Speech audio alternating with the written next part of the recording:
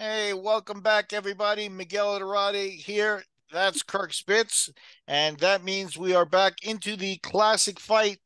New segment here at the MMA Museum, but very well received. We've gotten flooded with suggestions of fights, and we're going to roll out a whole bunch of new fights. Obviously, today we're watching a classic from 1996. This is Renzo Gracie against Oleg Taktarov. This was the main event of Mars, and no, it wasn't on another planet. It was martial arts reality super fights, another once and done show. But they put together a major show, obviously, with this main event. Renzo, we watched Bart Vale with taking on Mike Bitonio for the first episode. That happened on the World Combat Championships in 1995. Renzo won that tournament. Oleg obviously won UFC 5.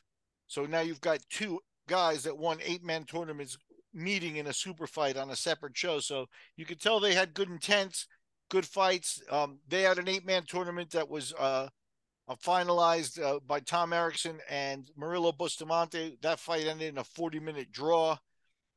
As soon as that fight ended, they rolled this fight out, I guess, as the super fight. And Kirk, do you remember watching this together? I believe we watched this on pay-per-view together. Yes, I do remember watching this because Oleg is by far my favorite bleeder. No one bleeds like him. Very red. Um, but no, I mean, I always liked Taktarov. I always thought he was good. He was always, in the tournament that he won. What was that? UFC 6, I think it was UFC 5 or 6. I 5 think, or 6. Yeah. yeah, I So think he was seven. out there. He's a pioneer. He's always been tough. I would almost consider him maybe a journeyman. Like the test. You get Well, past him, you're springboarding a little bit. well, I think he did, and I'll get into this in detail here because I think he's a little bit better in a journeyman in terms of if you won UFC back in those days, you had to be tough. And if you remember, he lost UFC 4 to Dan Severn. Right. I think that's the way it went, or maybe it's 5 and 6. But his debut UFC, he got to the final, lost to Dan Severn in a fight where he was very mad that they stopped it, but Severn put a beating on him. That's the first time you saw him bleed, and and came back and won the tournament the next time.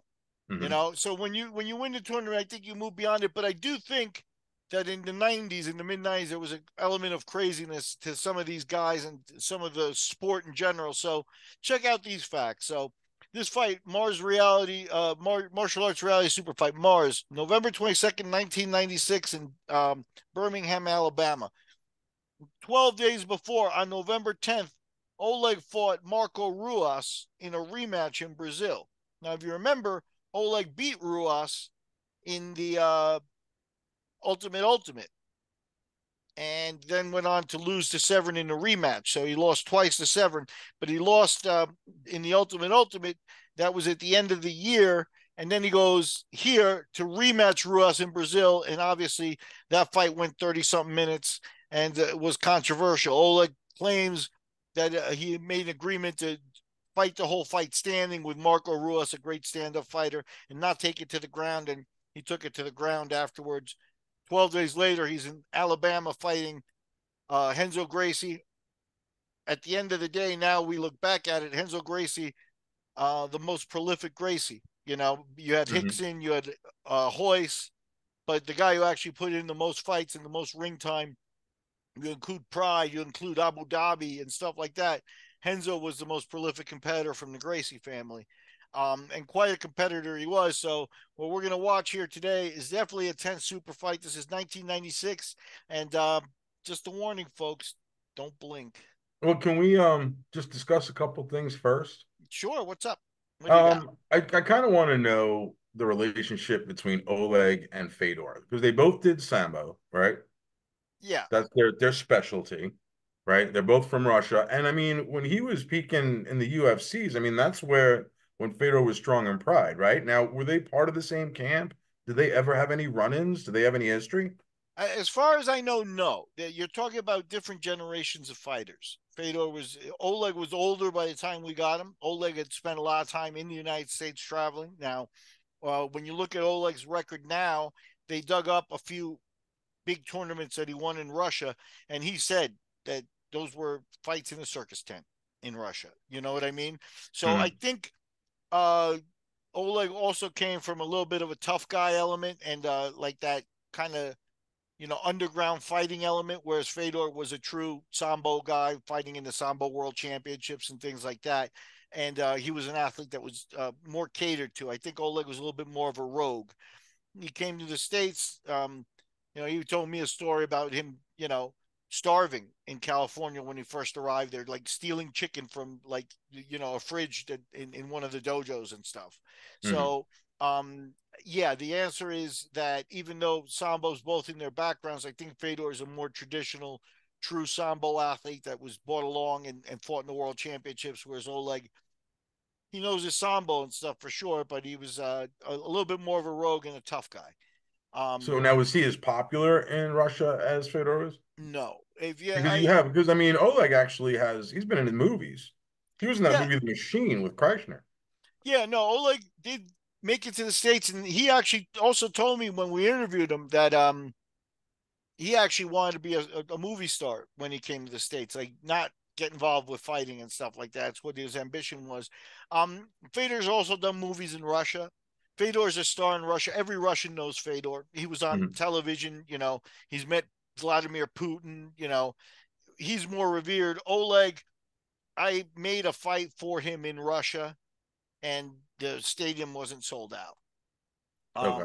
Whereas the Fedor fight that I made in Russia was sold out. So I think Oleg is a few tiers below. He may be a little bitter over his lack of recognition. I think, in terms of greatness, Fedor is obviously a greater fighter.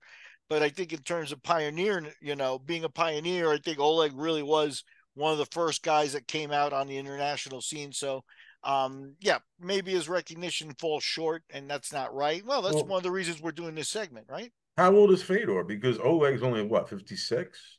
Yeah, but Fedor's just recently retired. He retired just a few years ago, so he's in his 40s. There's a good 10-year difference between the two. Is that okay? I thought they were closer than that. And then you know, on the other side we have Henzo. I want you to just to explain a little bit to me. We watch the WWE and we see the bloodline. Well, if you look at the Gracies, I mean, that's the ultimate bloodline. You have Hoyce, Hoyler, Hickson, Enzo, Roger, Helio, Horian. Oh, and Dan. Like, how do you are they all related? Is it a cultural thing? Like, what's the tie there? Okay, they go back. I believe it was like Osvaldo Gracie is like the great grandfather that learned jujitsu from a Japanese person who moved to Brazil in the 20s. He had two kids. Helio was one of them, and Helio is the father of Hoyce, Hicks, and Hoyler, and that Horion and that branch of the family.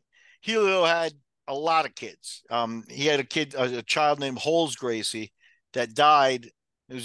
Many people say Holes was better than Hicks. He died in a hang gliding accident like in the 80s. Oh, wow. And he's an interesting story. He was actually the son of a airline stewardess. So he didn't have the same mother as some of the other brothers. Oh, So he was just a half brother. And because she was an American, um, he actually spent time in the States and knew a little bit of wrestling, which the other Gracies didn't know anything about. So that's a little bit of the lore behind Hole. So talking about a very prolific family, Helio had tons of kids, and he's the guy that gave us Hoist in that aspect. Henzo is cousins, so they come from a different branch, and therefore there are a little bits of differences there. Henzo's brother was Ryan Gracie, who died in jail. They say he was beaten to death by cops. No one really knows what happened there. Um, very controversial. Ryan was the quintessential crazy Gracie. The deal with Ryan, like Henzo once told me a story that he was driving with Ryan to the airport and they pulled over three separate times to fist fight. you know, so so they are prone to fighting, and Henzo was, I think, one of the guys that was really a natural at it. He was also won his jiu-jitsu championships and things like that, but and then he was obviously Abu Dhabi champion with his grappling and things. But I think Henzo was and turned out to be the most prolific competitor. Now, when it comes to Roger, Roger married one of Renzo's sisters, and he took the last name Gracie. Okay. And we also heard a similar story like that. You remember Vitor Belfort, and when he made his debut, he was actually debuted as Vitor Gracie because Oh. they kind of gift you the name if you have talent and they take you under their wing at times. You know, you marry a woman, you traditionally don't take her last name, but that's kind of what Roger did for the marketing, and Roger turned out to be pretty talented, obviously, world champion, and MMA didn't turn out to be, he wasn't as much of a natural at that as he was at jiu-jitsu, but in jiu-jitsu, he was definitely the best jiu-jitsu practitioner on the planet for a good half decade in his heyday. So not having the Gracie genes didn't affect him. They were able to teach the art, but that's a little bit of the lore with the Gracie names. There's a lot of them. A lot of them, teach and didn't compete. You have guys like Robin Gracie and that aspect of the family that back in the old days went to Spain and were teaching jujitsu there and things. So it's a family tree.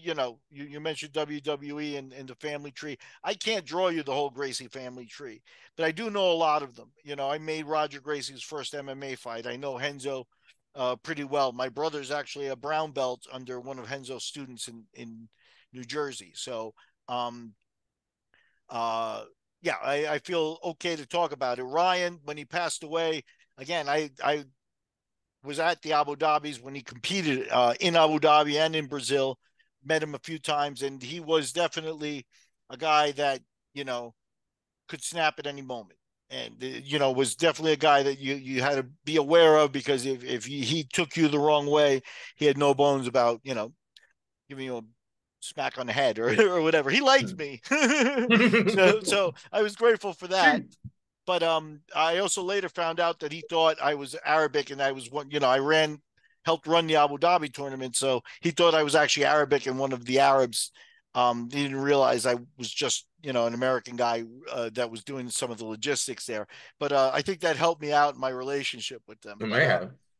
Yeah, Ryan was Renzo's cousin, and Renzo was the leader of this whole group of guys. He also gave us great jujitsu guys that are his students, from Ricardo Almeida to Matt Serra to Marcio Feitosa. If you go back to Brazilian guys and things, these are all guys that have won championships at the world level. So that's one thing that Renzo obviously also has is that ability to transfer the knowledge and give it to other generations. Whereas Oleg doesn't really have students. Oleg is kind of an entity unto himself. If he has students, they're not as well known or anything like that. I'm sure he still rolls around and stuff and has people that look up to him, but it's not the same as Renzo, who's got a major academy in New York and it continues to give jujitsu to the world kind of thing as part of the Gracie attitude. So this match, I think, had the effect of giving Renzo a really high spot early on in 19. This is November of '96. Early on, he came on and let you know that Royce isn't the only Gracie in town. I think they competed that way. I think they were never going to fight or anything like that. But I do think that Renzo said, my branch of the family, I'm leading the way. And I think you'll notice in this fight a lot of tension and a lot of intensity. So if you're ready to go, without much further ado, let's do a 1, 2, 3, and we'll hit the play here. So 3, 2, 1. And we got Oleg in the ring, kind of putting his hands up, just being introduced. And you can see Oleg's kind of chill. Renzo doesn't look chill. You know what I mean? Renzo looks very intense. Renzo's giving up a lot of weight 20 in this pounds. fight. No, probably more closer to 40 pounds. And I think Okay. you'll see the difference when they close in on each other. And going into this fight, I remember thinking, the Brazilians probably thought the Brazilian was going to win. Other people, Oleg definitely had a lot of people. This was definitely supposed to be a highly and hotly contested fight. And, in the opening seconds here, the ref, they come out And like I said, Oleg is about 12 days removed from getting a bunch of leg kicks and stuff from Marco Ruas. Mm. His body is no way that he could have actually recovered from all of that damage. He's got his knee wrapped. He's got one little glove on. Um, he's been practicing his boxing. You could tell he probably wants to land one big punch. As you can see, he's trying to throw that. Renzo being active, shooting in, trying to get it to the ground. It would have been interesting to see them exchange on the ground, see what would have happened, Sambo versus Jiu-Jitsu in 1996. On this stage, this is Mars. This is a big octagon. It's not even an octagon, it's a circle. So this was called So a are they? circle. I'm sorry. Can you still fight without gloves, or are gloves mandatory now? Oh, no, gloves are totally mandatory. That's according to the rules of the boxing commissions at this point. All right. So So, here they don't. This is bare knuckle if they want to be. yeah, this is Oleg Oh, is by choice. Yeah, you see that kick is actually legal now. So we didn't really see any techniques that are banned in this fight, but it's a brutal kick. It's a brutal kick to the face. You could tell Oleg was leaning forward, hoping to grab a foot, maybe getting tangled into the guard. Didn't even see that one coming. And, you got Renzo, all tech, all instinct and fighting instinct there, just laying a kick to Oleg that, hey, you can see, we rarely see Oleg like this. At this point, we'd never seen Oleg like this. We've seen him take a beating, yeah. but not get stopped this way. He was See, usually look at that blood. That's great. He is a yeah, bleeder. yeah. Sure. If you were Hollywood with a movie, you could do, you couldn't do better painting blood on an actor. You know what I mean? So yeah, um, this was short and sweet. At the end of the Mars tournament, I think Renzo and the Gracie legacy and myth was legend, not myth, legend, but was elevated with this fight. Because there's no doubt he just beat Oleg badly. Well, I mean, did he beat Oleg badly, or did Oleg just get caught with a shot he didn't see coming? He just got caught with a heel in the perfect spot. He went down, and then he went into seizure mode when he caught that second shot. Yeah, and that's what I mean by being beaten badly. For example, when he fought Severin the first time, he was very upset at the stoppage, and he could argue that he could have continued fighting. I don't think Renzo left any doubt here that No, Renzo you that had to stop that fight for that sure. yeah that Oleg was not going to be in any condition to continue fighting. But if they fight 5 times, same outcome every time. You know, Oleg didn't do himself any favors by parting, in between the Ruas fight and this. And he told me in the interview that he had met some Brazilian girls and he was hanging out and he extended his stay in Brazil to party. And he said that the only words he understood the girl that he had met say was, "Can I bring friends?"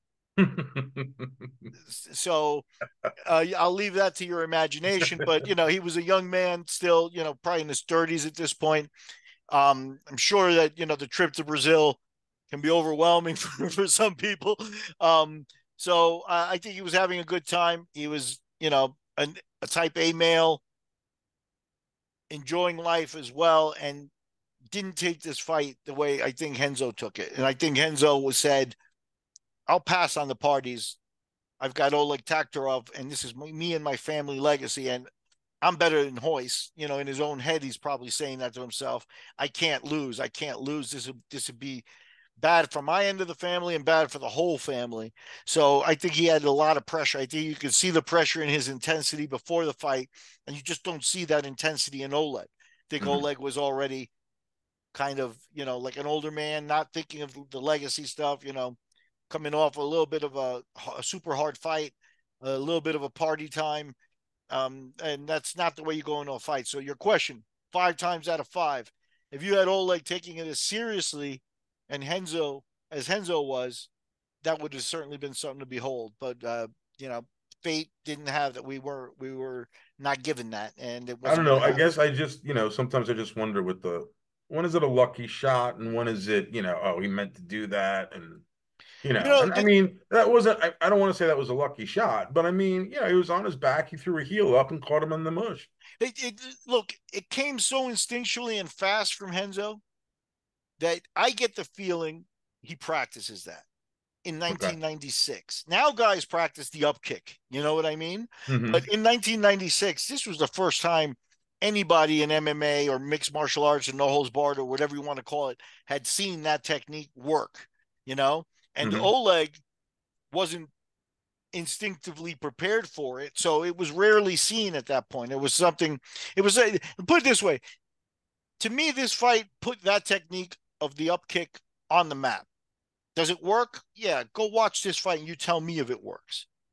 You know what I mean? And I think that Hmm. that's what Renzo did. I think he practices that position. And just, even if he didn't practice it like a million times, repetitions and stuff against a dummy or whatever, just his instinct, his fight awareness and knowledge to be on his back, see the guy kind of poke, trying to grab his foot with his hands and keeping his head unprotected and just laying it right there in, on the spot, making the decision, planting it and landing it with that strength to knock the guy out that way. So Yeah, what that's impresses me extraordinary more stuff. is the ability to jump up so fast and deliver that final blow. Yeah, no, That to me is the instinctual finish the job. I know how to finish I know how to finish them. yeah, you Um, you get guys who I think you're absolutely right. I think that's one of the things you get in Renzo. Renzo has that mentality of he's going to be stopped by the ref. He's not going to be stopped by, worrying about Oleg. Oh, I just kicked him. He's on his back and he's bleeding. So let me not follow up. Let me just raise my hands and walk around the octagon because I think he could have easily done that. mhm, And again, it's a circle. It wasn't an octagon, but I think he could have easily done that, but he didn't. He went in for the kill, and I think that gives you a lot of the mentality of early Renzo and why he was such a killer. mhm. And so now, after this fight for Taktarov, did we start to see his career go back down slope? Yeah, I think the UFC really was the pinnacle of his career. I think, in 1997, a year after this, he tried it again. He fought Sean Alvarez. I believe he fought Sean in Brazil also at an event called Pentagon Combat. And you could check up on that for me. But he fought him in Brazil, and less than 2 weeks later, he went to Pride and fought Gary Goodridge. And the Gary Goodridge fight, 2 weeks after, having fought and beaten Sean Alvarez, ended with Oleg knocked out. So that fighting 2 weeks apart and stuff, Oleg's the poster boy for definitely not trying it at the highest level because it doesn't go well for you. So I Hmm. think Oleg at that point was taking the paydays. He was getting paid $30,000-$50,000 for some of these fights, and that's money that when he was stealing chicken coming over from Russia to the United States and had no money, he wasn't going to say no to. But at the same time, the partying and the things like that, it's not something where you were getting a completely focused Oleg at every time after UFC. When he lost his first UFC to Severn, he came back for UFC 5. That's the most focus you ever saw him. Okay. Okay. Well, that's another So classic. And Kirk, that's why I got you here, man, because I know that we saw these fights together. I know that you've been a fan all this time, but I've spent my life rewatching these. I know you haven't, so seeing some of these with you is very refreshing, and I appreciate it. I appreciate your questions and insight. I hope the fans do too. Go ahead, like, subscribe, comment, and we'll have another classic fight for you here in a little bit. yeah, Thanks, I want to Kirk. see what other fights people want to see. So put that in the comments too. For sure, start putting comments. Other Renzo fights. I can think of many off the top of my head that we may cover here. Some of his Abu Dhabi stuff. He fought Maurice Smith in rings, so there's some interesting stuff out there that we can definitely put up. Definitely like, share, subscribe, comment, all of the above, and we'll be back soon with more classic fights here at the MMA Museum. See you, Miguel. Yes, sir.